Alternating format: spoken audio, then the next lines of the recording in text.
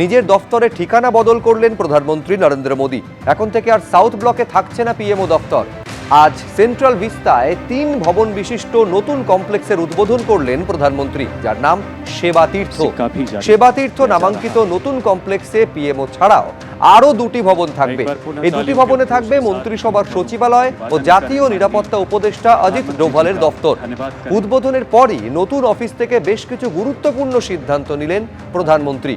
সই করলেন এমন কিছু ফাইলে যার ফলে দেশের নারী, কৃষক এবং যুবকেরা উপকৃত হবেন বলে মত প্রশাসনিক মহলে। জেল থেকে ছাড়া পেয়েছেন আমির চাঁদ শেখ। পেশায় তিনি শিক্ষকতা করেন, প্রাথমিক শিক্ষক। আর প্রাথমিক শিক্ষক হওয়ার কারণে এই এসআইআরের দায়িত্ব পড়েছে তার কাঁধে।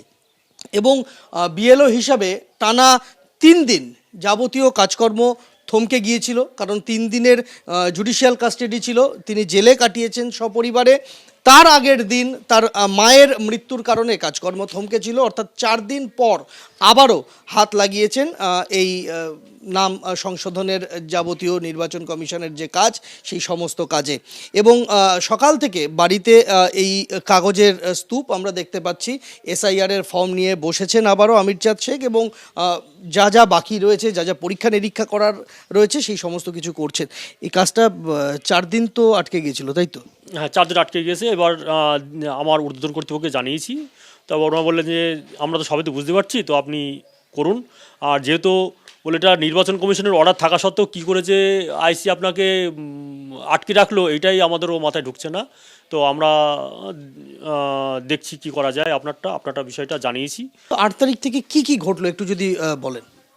8 তারিখে মোটামুটি 10টার দিকে মা মারা যান, সকাল 10টার দিকে। কিন্তু মা আগেই ঘোষণা করে গিয়েছিলেন, অঙ্গীকার করেছিলেন যে আমার মৃত্যুর পরে চোখ দিয়ে দান করার জন্য। আমরা একটা এমবিবিএস ডাক্তারকে ডাক দিই। ডাক্তার এসে ডাক্তারের যে পদ্ধতি, যেমন 6 রকম পদ্ধতি করে যে সার্টিফিকেট দেওয়ার আগে যে করতে হয়, সেটা উনি করেছেন, সবার সামনেই করলেন। সেটা দেখে তারপরে সার্টিফিকেট উনি ইস্যু করলেন। সেই সার্টিফিকেটটা আমি ওই শান্তিপুরের ওই সংস্থাকে পাঠাই। ভাই বোন যারা ছিলেন এখানে, তাদেরকে সবার সঙ্গে আলোচনা সাপেক্ষে। কটার সময় চোখ নেওয়া? চোখ নেওয়া হয়েছে তখন বাজে এই 3টে আশেপাশে, 3টের পরে আর কি, 5টা সাড়ে 5টার দিকে আর কি কবরটা দিতে যাওয়া হবে, এইরকমভাবে একটা করা হচ্ছিল।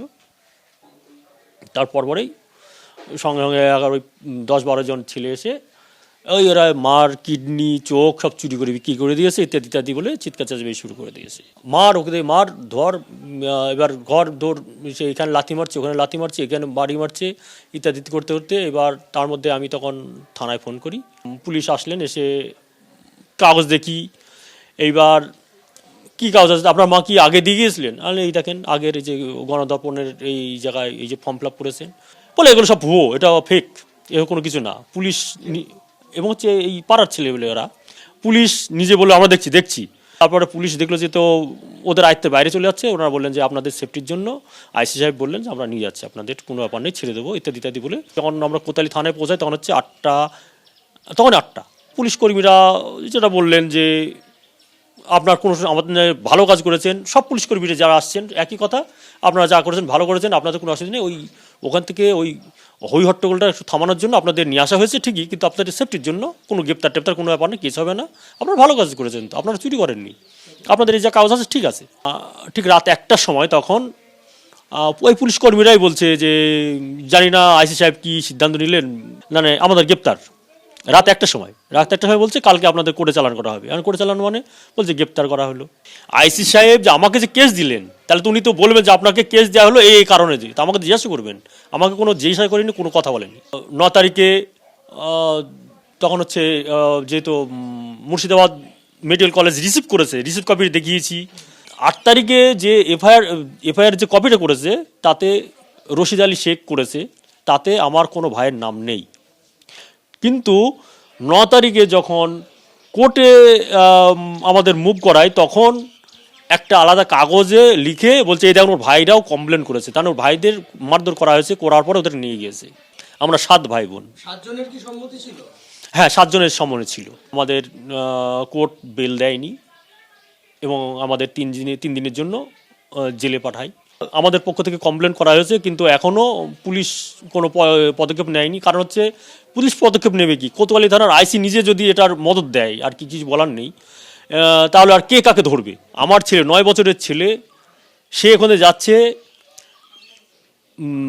ফরমান মণ্ডল, সে বলছে ওই তো ওর ছেলে যাচ্ছে, ধরে ওর ছেলে চোর দুটো এখন তুলে নে।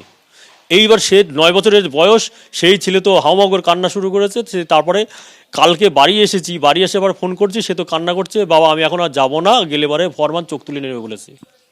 তো এইবার বলেন তাহলে কোন জায়গায় রয়েছি? বহরমপুর মেডিকেল কলেজ থেকে চিঠি আসছেন যে আমার মায়ের কর্নিয়া 2জন ব্লাইন্ড পার্সনকে দিয়েছেন তারা, এবং সাকসেসফুল। এটা কি আমি ভুল করলাম, অন্যায়? এই অন্যায়ের জন্য আমাকে জেলে যেতে হবে? তাহলে অন্ধ মানুষের দৃষ্টি ফেরানোটা কি অন্যায়? আপনাদের মাধ্যমে মাননীয় মুখ্যমন্ত্রীর কাছে অনুরোধ করছি, ইমিডিয়েট আপনি এই দুর্নীতিগ্রস্ত বা পক্ষপাতমূলক এই যে আইসি এর এবং হচ্ছে এই যে 10-11 জন ছেলে, এদের এগেনস্টে ইমিডিয়েট কঠোর ব্যবস্থা নিন। তাহলে মানে কি বলবো, সরকার বাঁচবে বা পুলিশ প্রশাসন সবাই বাঁচবে, সাধারণ মানুষ বাঁচবে, স্বাস্থ্য দপ্তর বাঁচবে। তা নাহলে পরবর্তীতে এই যে আমরা করি, রক্ত তো কেউ দেয় না, আমরা তো অর্গানাইজ করি, মানুষকে বোঝাই।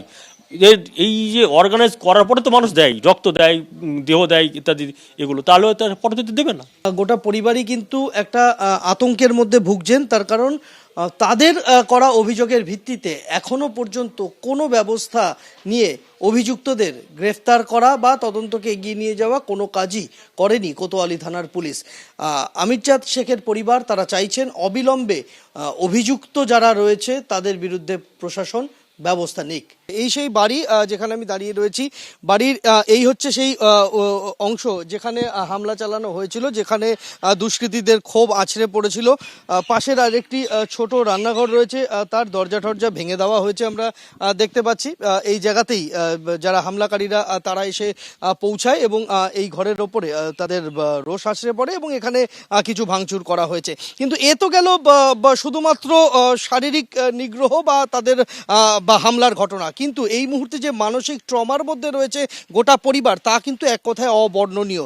তার কারণ এই ঘটনার পর 3 দিন জেল খেটে আসার পর এই পরিবার তারা তাদের বাড়ির 9 বছরের সন্তানকে সঙ্গে রাখতে পারছেন না। আপনার ছেলে বাড়িতে নেই বলছিলেন, কেন নেই?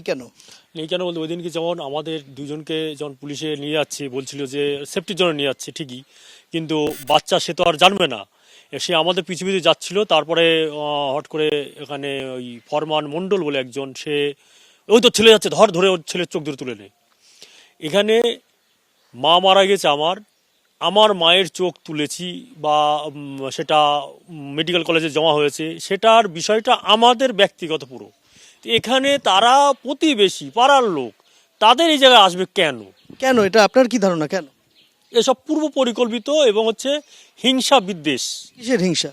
আমি সার্ভিস করি, চাকরি করি এবং হচ্ছে 5টা মানুষের সঙ্গে চলি, এটা ওদের পছন্দ নয়। এবং প্রত্যেকটা মুহূর্তে আমার ছেলে কোথায় পড়বে বা আমার স্ত্রী কোথায় যাবে না যাবে, সেই সব নিয়ে সবসময় হিংসা বিদ্বেষ আলোচনা ওদের লেগেই রয়েছে। কখন বলা যায় না ভাঙচুর করতে আসবে, সেটাও ঠিক নেই। পুলিশ কাউকে ধরেছে? না, কাউকে ধরেনি। হ্যাঁ, তারা সবই এইখানেই আছে। হ্যাঁ, দেখেছি। কি চাইছেন এই মুহূর্তে? আমরা চাচ্ছি আমাদেরকে বিনা অপরাধে, আমরা একজন মেয়ে, একজন ঘরের বউ, আমাদেরকে জেলে বিনা অপরাধে 3 দিন কাটাতে হয়েছে আমার ননদদেরকেও। তারা তাদের মায়ের শেষ কৃত্যটাও দেখতে পায়নি আমার ননদরা, এবং বাড়ি গিয়ে তাদেরকে শুনতে হচ্ছে তোর ভাইরা তোরা কিডনি বিক্রি করে খেয়ে এসেছিস। তারা সেখানেও কথা শুনতে হচ্ছে। কেন এর জন্য দায়ী কে? আমি মুখ্যমন্ত্রী ম্যাম, আমি মুখ্যমন্ত্রীকে আমি জানাতে চাই যে তিনিও তো একজন মেয়ে, তাহলে আমাদের মতো মেয়েরা, আমি তার কাছে এর জন্য বিচার চাই। আমি দিব্যেন্দু সিংহর সঙ্গে সন্দীপ সরকার, এবিপি আনন্দ, নদিয়া। এবিপি আনন্দ, এগিয়ে থাকে, এগিয়ে রাখে।